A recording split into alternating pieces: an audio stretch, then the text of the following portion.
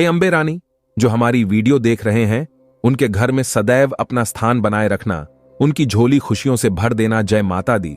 दोस्तों, 2024 में इस बार मां दुर्गा चैत्र नवरात्रि में घोड़े पर सवार होकर आ रही हैं। इसे छत्रभंगे स्तुरंगम कहा जाता है, यानी माता रानी जब घोड़े पर सवार होकर आती हैं तो इसे शुभ नहीं माना जाता है। ज्योतिष शास्त्र के अनुसार देवी जब घोड़े पर सवार होकर आती हैं तो समाज और राजनीति में बड़ी उथल पुथल होती है। मान्यताओं के अनुसार अगर चैत्र नवरात्रि पर यदि माता दुर्गा घोड़े पर नहीं बल्कि हाथी पर होगा सवार होकर आती है तो मान्यता है कि माता दुर्गा का हाथी पर सवार होकर आना बहुत ही शुभ और कल्याणकारी माना जाता है। जीवन सुखमय हो जाता है, भक्ति का भरपूर लाभ भक्त जनों को मिलता है, दिल में सुकून मिलता है। माता वैष्णो भरपूर आशीर्वाद देती हैं। दोस्तों, इस बार नवरात्रि पूरे 9 दिनों तक चलेगी, यानी 9 दिनों तक नवरात्रि का पर्व मनाया जाएगा। न एक भी दिन कम, न एक भी दिन ज्यादा, पूरे 9 दिनों तक चलेगी। माता वैष्णो की पूजा, मां शेरावाली की विशेष रूप से पूजा आराधना की जाएगी।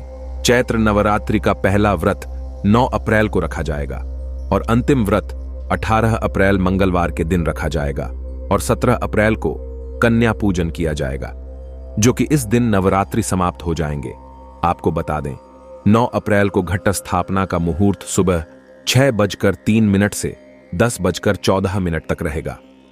दोस्तों, चलिए अब जानते हैं नवरात्रि में कौन कौन सी सब्जी नहीं खाना चाहिए और कौन कौन सी सब्जी खाना चाहिए और कौन सा फल खाने से व्रत टूट जाता है। आइए जानते हैं नवरात्रि में क्या खाएं और क्या नहीं खाएं और क्या पीना चाहिए और कौन सा फल खाना विशेष और शुभकारी माना गया है। आज हम आपको विस्तार से बताएंगे, लेकिन आगे बढ़ने से पहले कमेंट बॉक्स में अपनी राशि जरूर डाल दीजिएगा। यदि हमारे पास आपकी राशि के अनुसार कोई उपाय होगा तो वह आकर हम आपके कमेंट के रिप्लाई में बता देंगे, ताकि आपको राशि के अनुसार फल प्राप्त हो। राशि के अनुसार किया गया कार्य बहुत ही शुभ माना जाता है। मैया वैष्णो रानी बहुत प्रसन्न होती है। कमेंट में लिखें माता रानी। आपका स्वागत है हमारे घर में। जय माता रानी।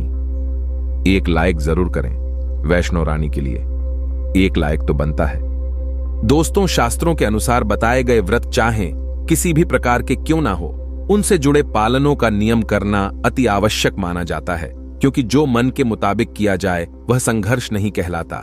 कहा जाता है कि मनोकामना को पूर्ण करने के लिए थोड़ा सा संघर्ष यानी कि तपस्या तो करनी ही पड़ती है। इसीलिए ऐसी मान्यता है कि व्रत को पूर्ण विधि विधान से किया जाना चाहिए, तब आपको व्रत का पूर्ण लाभ फल प्राप्त होता है। अति उत्तम और शीघ्र दीर्घायु वरदान प्राप्त होता है। आपकी सभी मनोकामनाएं शीघ्र मैया रानी पूर्ण करती हैं। ऐसे व्यक्ति को मरने के बाद माता रानी के चरणों में स्थान मिलता है। वह सदैव मां की सेवा करता है। ऐसा भक्त स्वर्ग लोक में जाता है। इसीलिए हर शास्त्र यही कहता है कि सच्चे दिल से अगर आपके मन में ईश्वर के प्रति श्रद्धा हो तो बिन पूजा पाठ के ही सारा फल मिल जाता है, और अगर मन में ईश्वर के प्रति शंका हो तो उस मनुष्य को कई जन्मों तक सुख नहीं मिलता, वह नरक में ही भटकता रहता है।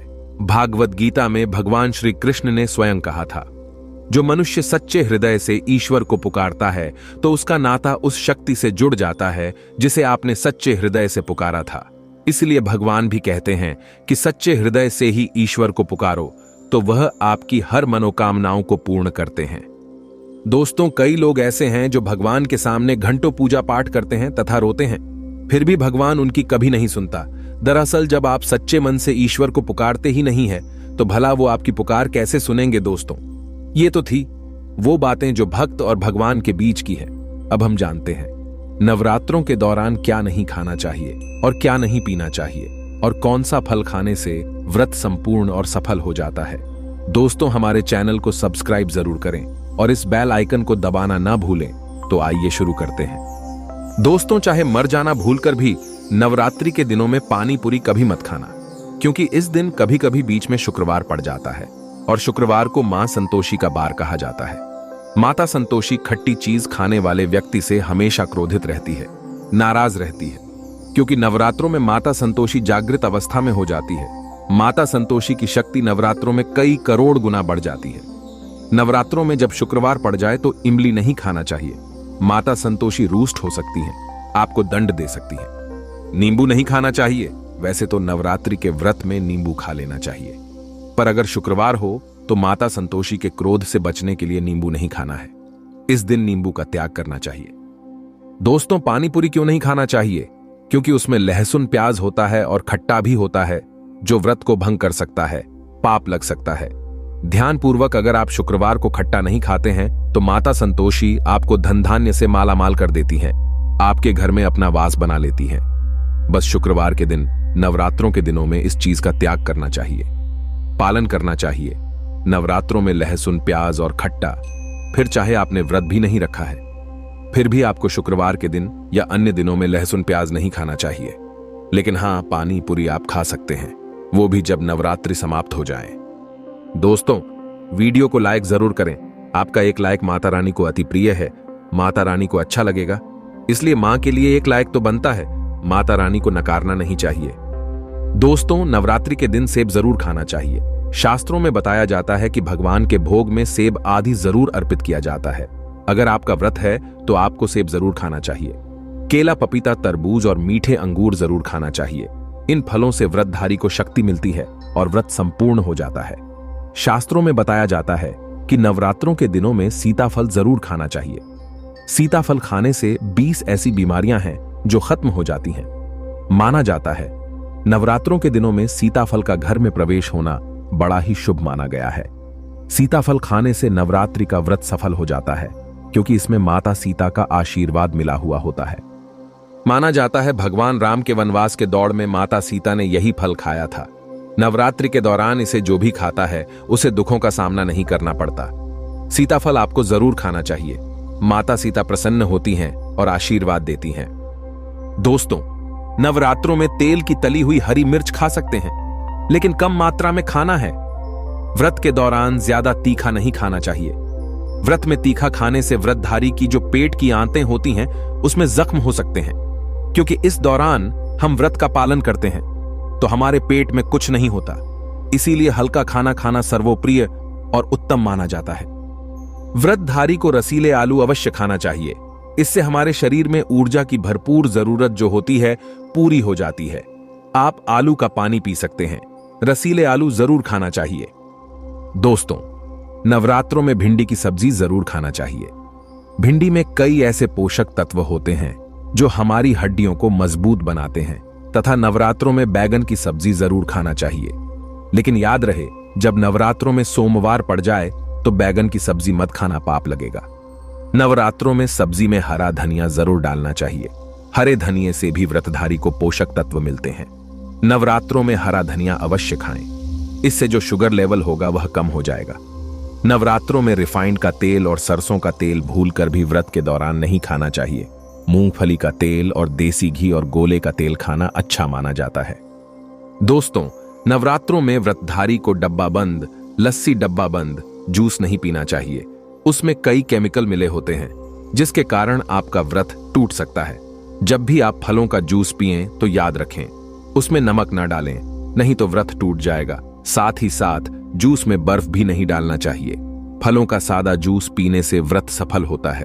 दोस्तों, नवरात्रि के दौरान सिंघाड़े का आटा या कुट्टू का आटा खाने से पहले यह देख लें कि आटा पुराना नहीं होना चाहिए, क्योंकि पुराने आटे में कीड़े वगैरह पड़ जाते हैं, जिसके कारण आपका व्रत टूट सकता है। क्योंकि ये छोटे छोटे कीड़े हमें दिखाई नहीं देते और आपके मुंह तक पहुंच जाते हैं। ऐसा आटा खाना मतलब कीड़े मकोड़ों का मांस खाने के बराबर माना गया है। दोस्तों, नवरात्रि के दौरान आप शाम के समय खाने में दही ले सकते हैं, आलू वगैरह खा सकते हैं, आलू के चिप्स खा सकते हैं, साबूदाने की टिकिया बनाकर खा सकते हैं, साबूदाने की खिचड़ी खा सकते हैं, आलू के पापड़ भी खा सकते हैं। कि सब्जियां तो ऐसी है जो नवरात्रि के दौरान भोजन में शामिल कर सकते हैं। इससे आपको एनर्जी मिलेगी और व्रत सफल हो जाएगा। नवरात्रि के दौरान आप दूध पी सकते हैं जो आपको ताकत देगा। चाय वगैरह भी पी सकते हैं, लेकिन याद रहे उसमें नमक ना डालें। चाय में नमक डालने से व्रत भी टूट जाएगा और हड्डियां भी गल जाती हैं। एक बात का ध्यान रहे, व्रतधारी को पेट भर खाना यानी गले तक भोजन नहीं करना चाहिए, नहीं तो व्रत रखने का कोई भी फायदा नहीं होगा। थोड़ा थोड़ा खा सकते हैं। दोस्तों, नवरात्रि के 9 दिन आदिशक्ति मां दुर्गा को समर्पित होते हैं। नवरात्रि के 9 दिन माता रानी के 9 अलग अलग स्वरूपों का पूजन किया जाता है। नवरात्रि के 9 दिनों तक माता रानी को अलग अलग स्वरूप के हिसाब से अलग अलग पुष्प, अलग अलग भोग अर्पित किए जाते हैं। लेकिन क्या आप जानते हैं, कुछ ऐसी वस्तुएं हैं जिन्हें नवरात्रि के दौरान भूलकर भी माता रानी को अर्पित नहीं करना चाहिए। अगर इन वस्तुओं को आप गलती से भी माता रानी को अर्पित कर देते हैं तो आपको व्रत और पूजन का पूर्ण लाभ नहीं होगा। इसीलिए माता रानी की कृपा प्राप्त करने के लिए आपको यह जानना अति आवश्यक है कि वो कौन सी ऐसी वस्तुएं हैं जो माता रानी के पूजन में भूलकर भी इस्तेमाल नहीं करना चाहिए। तो आइए मां का जयकारा लगाते हुए वीडियो को शुरू करते हैं। दोस्तों, नंबर 1, नवरात्रि के दौरान शादीशुदा महिलाओं को सफेद कपड़े पहनकर पूजा पाठ नहीं करना चाहिए। साथ ही साथ काले कपड़े भी नहीं पहनना चाहिए। इससे पूजा व्रत आदि खंडित हो जाती है। माता की चौकी जब आप लगाएं तो उसके नीचे कागज नहीं लगाना चाहिए। माता की चौकी हमेशा लाल कपड़ा बिछाकर ही बनाना चाहिए। हमेशा याद रहे, नवरात्रों के इन 9 दिनों तक व्रतधारी को अपना आसन मां की चौकी के आगे ही लगाना चाहिए और वहीं पर आपको सोना चाहिए। मंदिर को नवरात्रों के दौरान अकेला नहीं छोड़ा जाता, बहुत ही अशुभ माना जाता है। जरा आप ही सोचिए, माता रानी 9 दिनों के लिए धरती पर आकर आपके घर में रहने के लिए आई हैं और ऐसे में आप उन्हें अकेला अगर छोड़ते हैं तो माता भी आपको छोड़कर चली जाएंगी। वह कहेंगी, इसको मेरी जरूरत नहीं है। वह अकेली पड़ जाती हैं। इसीलिए माता के पास में ही सोना चाहिए। दोस्तों, नंबर 2, नारियल हिंदू धर्म में नारियल को समृद्धि, धन, श्रद्धा और सम्मान का सूचक माना जाता है। नारियल को श्रीफल भी कहा जाता है। नारियल को सुख समृद्धि में वृद्धि करने वाला माना जाता है। नारियल का हर मांगलिक कार्य में विशेष महत्व होता है। जैसे कि आप सभी जानते हैं कि माता रानी के कई मंदिरों में नारियल से बलि भी दी जाती है और माता रानी के पूजन में नारियल का इस्तेमाल हम सभी करते हैं। खासकर कलश की स्थापना नारियल रखकर ही की जाती है। माता रानी की पूजन में हम नारियल इस्तेमाल करते समय कुछ गलतियां कर बैठते हैं। दोस्तों, नारियल कई प्रकार के होते हैं। एक हरा, दूसरा सूखा, जिसके अंदर पानी होता है। जिस नारियल के अंदर पानी होता है, माता रानी के पूजन में सदैव पानी वाला और जटा वाला नारियल ही इस्तेमाल करें। नारियल का पूर्ण होना चाहिए। नारियल चटका हुआ या टूटा हुआ नहीं होना चाहिए, क्योंकि साबुत नारियल ही पूर्ण और पवित्रता का प्रतीक होता है। साबुत नारियल ही सुख समृद्धि का प्रतीक होता है।